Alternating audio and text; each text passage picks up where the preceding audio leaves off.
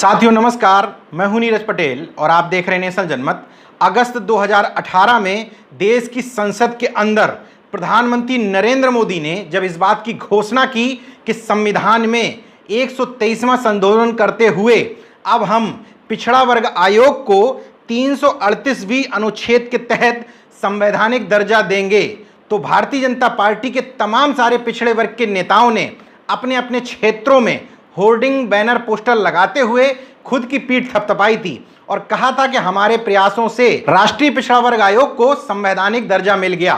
उस समय में भी तमाम सारे लोगों ने इस बात को लेकर के सवाल उठाए थे कि संवैधानिक दर्जा तो मिल गया, लेकिन क्या वास्तव में राष्ट्रीय पिछड़ा वर्ग आयोग को स्वतंत्र एक संस्था के रूप में काम करने दिया जाएगा?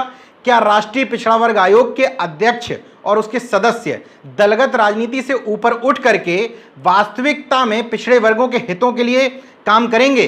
देश की संसद के अंदर बोलते हुए प्रधानमंत्री नरेंद्र मोदी ने उस समय कहा था कि राष्ट्रीय पिछड़ा वर्ग आयोग के निम्न काम होंगे: संविधान द्वारा प्रदान किए गए अधिकारों इत्यादियों की निगरानी करना, पिछड़ा वर्ग के अधिकारों के हनन संबंधी शिकायत का निवारण करना, पिछड़ा वर्ग के सामाजिक व आर्थिक विकास के लिए सुझाव देना। इसके अलावा राष्ट्रीय पिछड़ा वर्ग आयोग को पिछड़े वर्गों के ऊपर किए गए अत्याचारों की अगर कहीं से शिकायत मिलती है तो उन शिकायतों की छानबीन के लिए उसे सिविल कोर्ट के समान शक्तियां प्रदान की जाएंगी, जिसका इस्तेमाल वो स्वविवेक पर कर सकता है। इसी वजह से बाद में राष्ट्रीय पिछड़ा वर्ग आयोग को सीधे सीधे राष्ट्रपति के अधीन रखा गया और उसको केंद्र सरकार के अधीन आने वाले सामाजिक न्याय एवं अधिकारिता मंत्रालय के तहत एक पार्ट बनाया गया। लेकिन उस समय कहा यह गया था कि इसके चेयरमैन और सदस्यों की नियुक्ति का अधिकार देश के राष्ट्रपति को होगा। तो क्या राष्ट्रीय पिछड़ा वर्ग आयोग को मिले संवैधानिक दर्जे, अधिकारों, शक्तियों और उसके दायित्वों की जानकारी उत्तर प्रदेश की योगी आदित्यनाथ सरकार के वरिष्ठ कैबिनेट मंत्री राजेंद्र प्रताप सिंह और मोती सिंह को नहीं है? ये सवाल मैं इसलिए कर रहा हूं क्योंकि कुछ पत्र वायरल हो रहे हैं, तमाम सारे समाचार पत्रों और वेबसाइटों में खबर भी छपी हुई है। उन खबरों के हवाले से मैं आपको बता रहा हूं कि राजेंद्र प्रताप सिंह और मोती सिंह ने राष्ट्रीय पिछड़ा वर्ग आयोग के सदस्य और चेयरमैन को पत्र लिख करके उनको ये बताने की कोशिश की है कि चूंकि आप भारतीय जनता पार्टी के सदस्य और कार्यकर्ता की हैसियत से इन पदों पर आसीन हैं, इसलिए भारतीय जनता पार्टी के सामान्य से सेक्टर प्रभारी और बूथ प्रभारी के ऊपर कार्रवाई आप नहीं कर सकते हैं, ना ही सुनवाई कर सकते हैं। इन खबरों के सामने आने के बाद इस बात पर फिर से सवाल उठने लगे, क्या वास्तव में राष्ट्रीय पिछड़ा वर्ग आयोग को निष्पक्ष तौर पर काम करने दिया जाएगा या इसी तरीके से उस पर दबाव बनाने की कोशिश होगी? कैबिनेट मंत्री मोती सिंह ने जो पत्र लिखे आयोग के चेयरमैन और सदस्य को, उसमें वो खुद जज की तरह बर्ताव कर रहे हैं। उन्होंने पहले ही ये डिसाइड कर लिया कि इसमें अपराधी कौन है और कौन व्यक्ति इसमें पाक साफ है। सरकार में वरिष्ठ मंत्री मोती सिंह जी से मैं पूछना चाहता हूं कि अगर पुलिस ने किसी को आरोपी बना दिया तो क्या उसको कोर्ट जाने की जरूरत नहीं है? पुलिस की थ्योरी पूरी तरीके से कोर्ट भी यकीन नहीं करती और आयोग भी पिछड़े वर्गों के लिए एक तरीके से कोर्ट ही है, इसलिए क्योंकि सिविल शक्तियों का उपयोग करते हुए यह सुनवाई की जा रही है। अगर जिन पक्ष को आप सही बता रहे हैं, निर्दोष बता रहे हैं, वास्तव में वो सही हैं, तो आखिर इस सुनवाई को निरस्त करवाने का दबाव बार बार क्यों डाला जा रहा है? 14 जून को राष्ट्रीय पिछड़ा वर्ग आयोग के चेयरमैन भगवान लाल साहनी को जो पत्र लिखा है कैबिनेट मंत्री मोती सिंह जी की तरफ से, उसमें तमाम सारी बातें लिखी हो गई हैं। प्रमुख बातें मैं आपको बता देता हूं।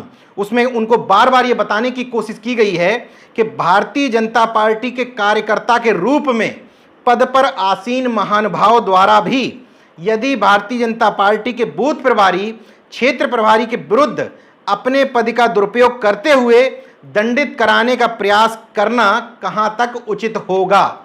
आपने पहले से कैसे तय कर लिया कि कौन आरोपी है, कौन अपराधी है, कौन मुलजिम है? इसी बात की जांच पड़ताल के लिए राष्ट्रीय पिछड़ा वर्ग आयोग ने पहले भी सुनवाई की और अब भी सुनवाई की है। वैसे भी उत्तर प्रदेश के मुख्यमंत्री भी ये कहते हैं, सुप्रीम कोर्ट भी ये कहती है नियम के तौर पर कि किसी भी व्यक्ति को प्रथम दृष्टया अपनी एफआईआर लिखवाने का अधिकार है।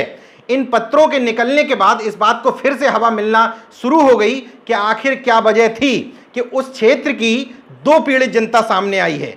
एक पीड़ित लोग तिवारी पक्ष, जिनको मोती सिंह पीड़ित मानते हैं, दूसरा पीड़ित पक्ष कुर्मी पक्ष, जो लगातार वहां से जिस तरह से खबरें सामने आ रही हैं वो पीड़ित दिख रहा है। इसलिए क्योंकि ट्रक और बाइक की टक्कर में किसको नुकसान होगा ये लोगों को समझ लेना चाहिए।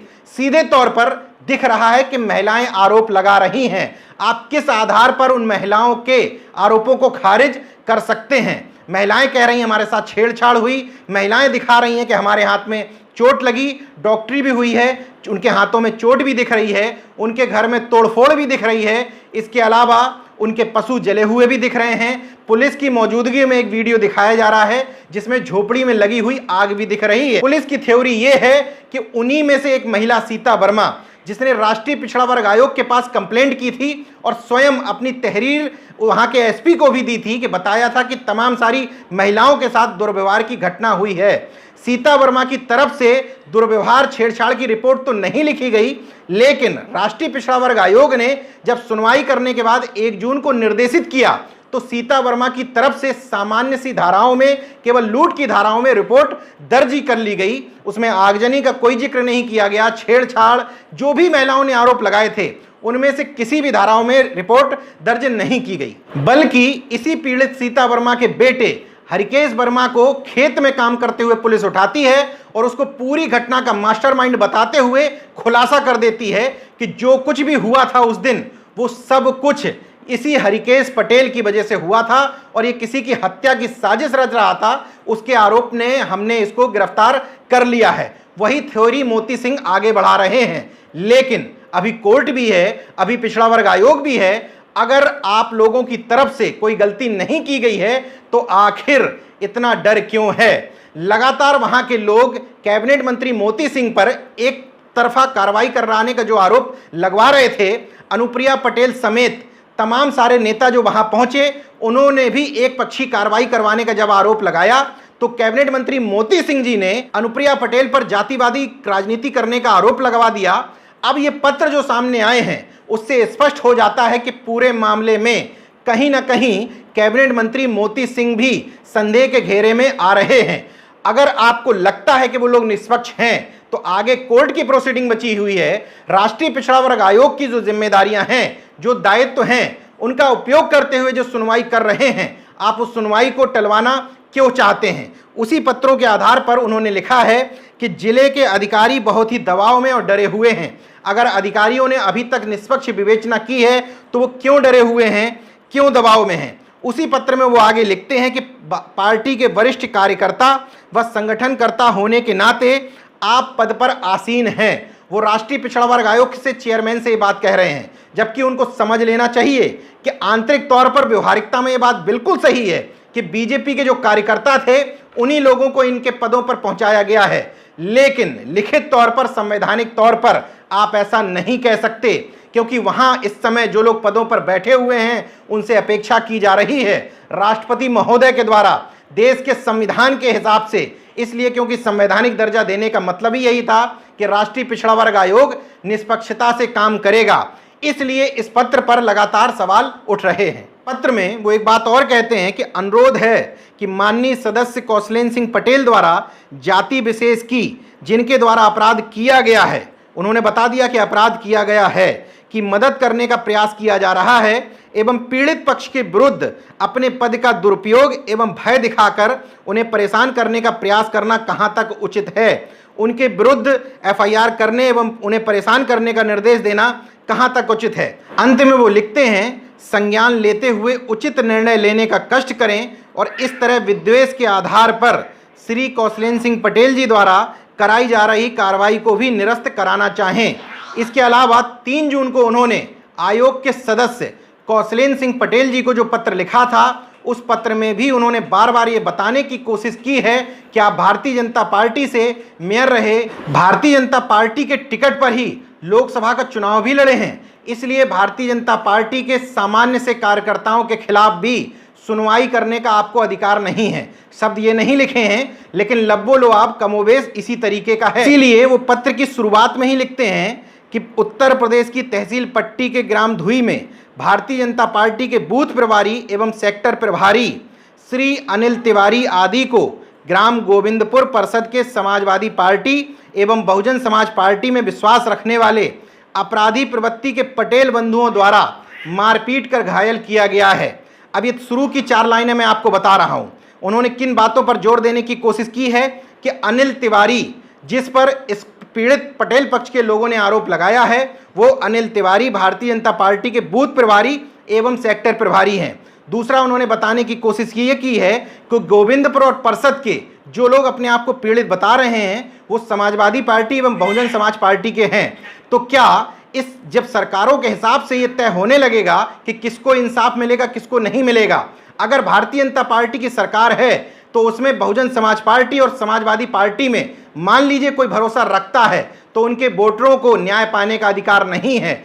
क्या अगर सरकारें बदलती हैं तो उनकी सरकारों के राज्य में अन्य पार्टी के लोगों को न्याय पाने का अधिकार नहीं है? दूसरी बात, आपने कैसे उन लोगों को आपराधिक प्रवृत्ति का बता दिया जबकि अभी तक उनमें से किसी भी व्यक्ति के ऊपर पहले मारपीट की धाराओं में भी मुकदमे दर्ज नहीं हैं? इसके अलावा आपने किन आधार पर उनको बहुजन समाज पार्टी और समाजवादी पार्टी का कार्यकर्ता बता दिया? आप उसी पट्टी विधानसभा से विधायक हैं। अगर आपको वहां के लोगों ने, तमाम सारे लोगों ने वोट नहीं दिया था तो आखिर आप केवल क्या 1-2 जातियों के वोटों के आधार पर चुनाव में जीत कर आ गए हैं? ये आपकी जातिवादी मानसिकता को बताता है। अभी तक जो लोग ये आरोप लगा रहे थे कि वहां का प्रशासन एक तरफा कार्रवाई आपके दबाव में ही कर रहा है, इन पत्रों के सामने आने के बाद ये बात सच साबित प्रतीत होती है। इसलिए क्योंकि वहां पर पीड़ित पिछड़े वर्ग से मिलने के लिए जो भी गए वो तमाम सारे नेताओं पर लिखने बोलने वाले तकरीबन 500 से ज़्यादा लोगों पर अभी तक एफआईआर दर्ज की जा चुकी है। इसलिए इन आरोपों को लगातार बल मिल रहे थे। आपके ये पत्र सब सामने आने के बाद उन पत्रों में लिखी गई भाषा के हिसाब से आपके ऊपर जो आरोप लग रहे थे उसको आप खुद साबित करते हुए प्रतीत हो रहे हैं। पत्र में एक जगह पर लिखा हुआ है, कदाचित पटेल बंधुओं द्वारा गंभीर किस्म के अपराध को कारित कर कानून के खिलाफ कार्य किया गया और जाति उन्माद पैदा कर माहौल को खराब किया गया। उसमें आप ये भी लिखते हैं, यह भी अवगत होने का कष्ट करें कि पुलिस द्वारा स्थिति को जब नियंत्रित करने का प्रयास किया गया तो उग्र एवं कानून के विरुद्ध कार्य कर रहे पटेल बंधुओं द्वारा ही अपने छप्पर में आग लगाकर फर्जी रूप से तिवारी बंधुओं को फंसाने की गंभीर साजिश की गई। राष्ट्रीय पिछड़ा वर्ग आयोग जो सुनवाई कर रहा है, तमाम सारे लोग जो वहां पहुंच करके मांग कर रहे हैं, यही मांग तो कर रहे हैं कि निष्पक्ष रूप से कार्रवाई करने दिया जाए। नेशनल जनमत भी लगातार यही मांग कर रहा है कि शासन प्रशासन पर किसी भी तरीके से दबाव ना बनाया जाए। जो भी संवैधानिक संस्थानों से लेकर के शासन प्रशासन के काम हैं उनको स्वतंत्र रूप से काम करने दिया जाए। लेकिन पत्रों के सामने आने के बाद लगातार लोगों से जिस तरह की बातें सामने लेकर करके आ रही हैं उससे स्थिति स्पष्ट हो रही है कि वहां पर निष्पक्ष तौर पर शासन प्रशासन को काम नहीं करने दिया जा रहा है। इन पत्रों को लिखने की एक वजह और समझ में आती है कि 16 जून को जिस सुनवाई के लिए कौशलेंद्र सिंह पटेल जी ने वहां के एडीजी जोन, इसके अलावा कमिश्नर को, डीएम को, एसपी को जो नोटिस दिया है, उस नोटिस में कौशलेंद्र सिंह पटेल जी ने 338B5, 338B8 ये संवैधानिक तौर पर राष्ट्रीय पिछड़ा वर्ग आयोग को शक्तियां प्राप्त हैं। इन अनुच्छेदों के तहत सिविल न्यायालय की शक्तियों को प्राप्त करते हुए स्पष्ट तौर पर निर्देशित किया गया है कि 16 जून को जो सुनवाई होगी उसमें अनुच्छेद 338B8C के तहत जो भी सवाल वहां के प्रशासन से पूछे जाएंगे उन प्रश्नों का उत्तर साक्ष्य सहित देना होगा और उसका शपथ पत्र भी देना होगा। शायद मोती सिंह समेत शासन प्रशासन की चिंता भी यही है कि शपथ पत्रों पर अगर लिखवा लिया जाएगा तो आगे उनके फंसने के और बदलने के चांसेस बहुत कम हो जाएंगे। कुल मिलाकर के नेशनल जनमत पूरे घटनाक्रम में इस निष्पक्ष एजेंसी से जांच की उम्मीद करता है। नेशनल जनमत चाहता है कि हाई कोर्ट के या सुप्रीम कोर्ट के किसी वर्तमान जज से इस पूरे मामले की जांच करवाई जाए, क्योंकि 22 मई से एक पत्रकार होने की हैसियत से लगातार मैं इस मामले पर नज़र बनाए हुए हूं और माफ़ी चाहता हूं। लेकिन पूरे घटनाक्रम को देखने के बाद ये समझ में आ रहा है कि निष्पक्ष तौर पर शासन प्रशासन द्वारा कार्रवाई नहीं की गई। कुछ लोगों की आवाज़ों को दबाने के लिए, न्याय की आवाज़ ना उठ सके इसलिए तमाम सारी फर्जी एफआईआर भी दर्ज की गई। तमाम सारे हाई कोर्ट और सुप्रीम कोर्ट के वकीलों को इस पूरे मामले को दिखाने के बाद वो लोग भी ये मानते हैं कि इस तरह के मामले कोर्ट में जरा भी देर नहीं टिक पाएंगे। लेकिन प्रथम दृष्टया तो शासन प्रशासन की तरफ से लोगों को दबाने का जो खेल जारी था वो बेहद निराशाजनक और निंदनीय है। अब देखने की बात ये होगी कि 16 जून को राष्ट्रीय पिछड़ा वर्ग आयोग जो सुनवाई करता है उसमें क्या निर्णय आता है। देखने की बात यह होगी कि योगी सरकार के कैबिनेट मंत्री का मामला इस पूरे विवाद में सामने आया है, तो आखिर मुख्यमंत्री योगी आदित्यनाथ की तरफ से इस मामले में क्या हस्तक्षेप और कार्रवाई की जाती है। ये भी देखना होगा कि संगठन के नेता के तौर पर प्रदेश अध्यक्ष स्वतंत्र देव सिंह, जो अभी तक इस पूरी घटना पर मूक दर्शक की तरह खामोश हैं, उनकी तरफ से इस घटना पर कुछ भी प्रतिक्रिया नहीं दी गई है। उनका इस पूरे मामले पर क्या रुख रहता है वो ये तय करेगा कि वास्तविकता में उस जगह के पीड़ितों को इंसाफ मिल पाएगा या नहीं मिल पाएगा। देखते रहिए नेशन जनमत, जागरूक और सजग बने रहिए। जय विज्ञान, जय संविधान, जय लोकतंत्र। धन्यवाद। तो अगर आपने मेरा YouTube चैनल सब्सक्राइब नहीं किया तो प्लीज़ सब्सक्राइब कर लें और उस बेल आइकन पर जरूर क्लिक करें, जिससे जो मेरे न्यू वीडियो है